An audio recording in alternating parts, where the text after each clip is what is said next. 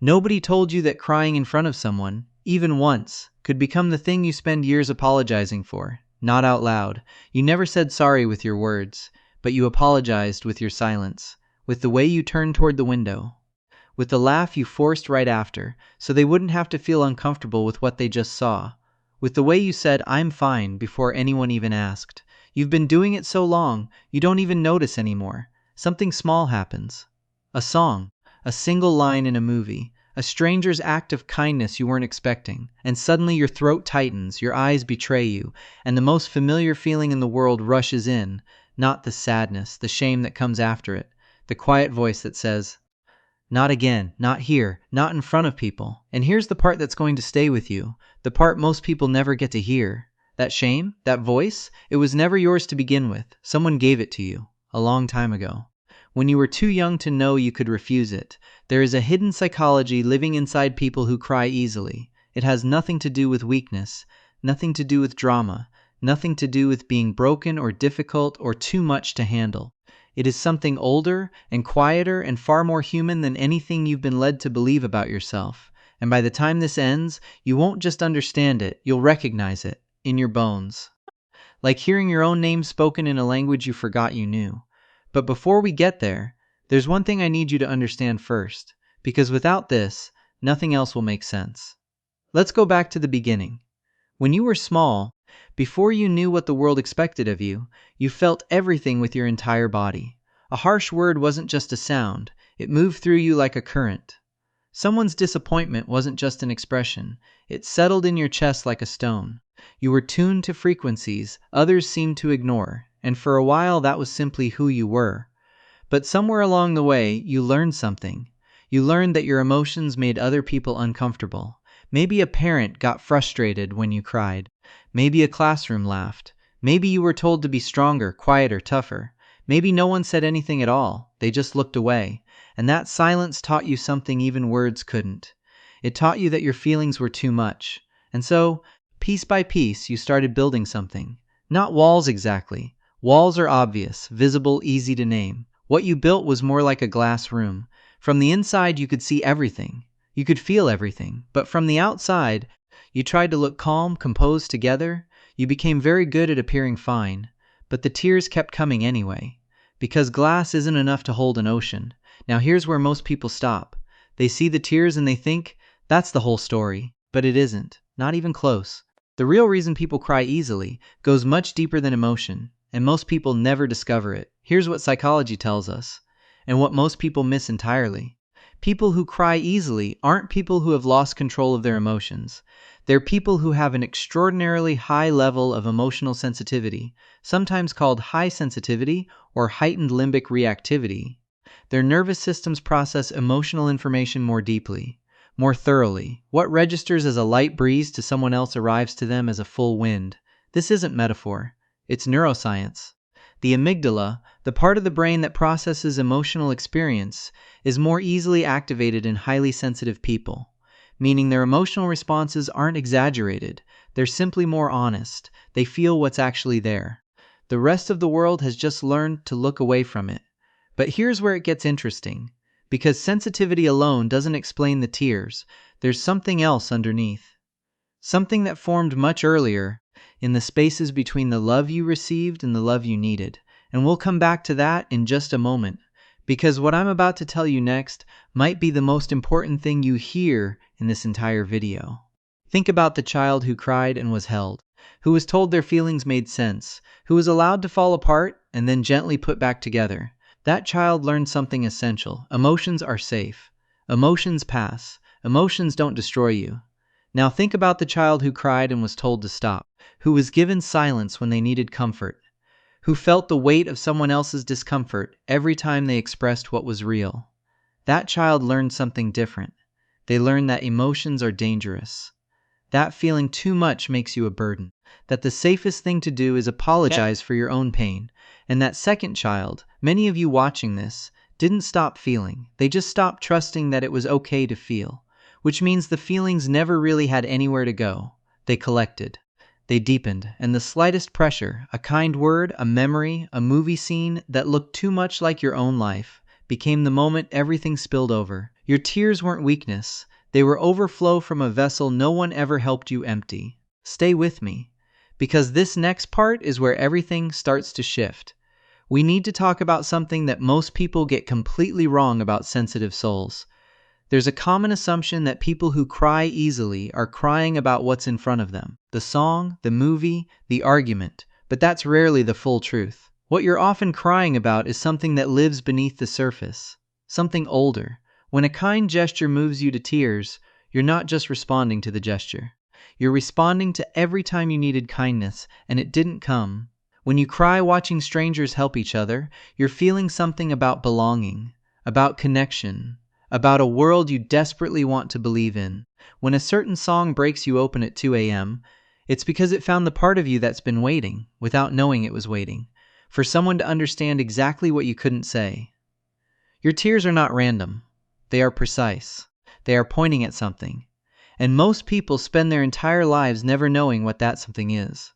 The tragedy is that most highly sensitive people spend enormous energy trying to stop them. They bite their lips, excuse themselves, laugh it off, deflect with humor. They develop elaborate systems for managing the unmanageable, because they've been shown, over and over again, that their emotional truth makes others uncomfortable. But here's what that management costs you, and this is the part nobody talks about. Every time you swallow a feeling, you're sending yourself a message. The message is, what I feel doesn't belong here. What I feel is wrong. What I feel needs to be hidden. And after years of that message, you start to believe it in your bones. You start to apologize for existing too emotionally in a world that prefers its feelings quiet and controlled. And that belief, that your depth is a flaw, becomes the heaviest thing you carry. Now I want you to do something. I want you to see yourself in what I'm about to describe, because this pattern shows up again and again in people with high emotional sensitivity, and if this is you, you've never had it named before. You absorb other people's emotions like a second skin. You walk into a room and immediately sense the tension, the sadness, the unspoken conflict hanging in the air. Others don't notice it. You feel it before anyone said a word, and it lives in your body like it's your own. You replay conversations, not because you're paranoid, because you care deeply about the effect you have on others. You're trying to understand, to fix, to make sure you didn't hurt anyone. You feel art, music, films, books, as if it's happening to you personally, because in a way it is. Your nervous system doesn't distinguish between simulated emotion and real emotion the way others do. You're fully inside the story. You struggle to understand people who seem unmoved by things that shatter you. Not with judgment exactly, more with a quiet, aching loneliness, the feeling that you're experiencing life in a different language that no one else speaks. If any of this sounds familiar, I need you to hear this next part carefully, because this is the turn most people never reach. You are not broken. You are not too much. You are not malfunctioning.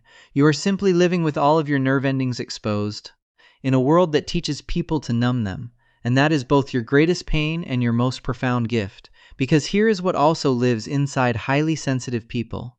Here is what the tears reveal, not just about the wound, but about the person. And this, right here, is what changes everything. You love with extraordinary depth. When you care about someone, you carry them with you, their joy, their pain, their fears. You don't love at a distance, you love from inside. You notice what others miss. The shift in someone's voice that means they're not actually fine. The look that says they need someone to ask a second time. The beauty in small, overlooked things that most people walk right past. You feel gratitude in your whole body. A sunset, a cup of tea, the way light falls through a window. These things genuinely move you. That's not sentimental. That's rare. You hold space for others' pain in a way that heals them. Because you don't flinch from darkness. You've lived in it. You know it has a floor. And so you sit with people in theirs without trying to rush them back to the surface. These are not coincidences. These are the other face of the same sensitivity. The tears and the tenderness, the overwhelm and the empathy, the depth of pain and the depth of love. They come from the same source. You cannot selectively numb. When you close down the part that cries, you also close down the part that feels wonder. When you build armor against the things that break you open, you also build it against the things that fill you with light. Most people do this without realizing it. They harden over years slowly, and one day they look around and the world feels flat and colorless, and they don't know why. They've protected themselves from pain, but they've also protected themselves from life. You haven't done that. even when it hurt you, even when you were ashamed of yourself. Some part of you kept feeling anyway. That stubbornness, that refusal to go fully numb is a kind of quiet courage. And I need you to understand something about the people in your life who don't understand this about you. Because this realization alone can set you free. They're not wrong to be different. Their nervous systems are simply calibrated differently. They're not heartless because a movie doesn't make them cry. They're not stronger. They're just built differently. And you are not weaker. You're just built differently too. The problem was never that you feel too much. The problem was that you grew up in spaces that weren't designed for the kind of feeling you carry, and you learned to see yourself through the eyes of people who didn't know what to do with you. But their confusion was never your truth. Here is the thing about sensitive people that nobody tells you, the thing that gets hidden under all the "you're too emotional and you need to toughen up." Sensitive people, when they finally understand and accept their own nature, become some of the most grounded, self-aware, deeply human people alive, because they can't hide from themselves. They've never been able to. Every emotion arrives fully.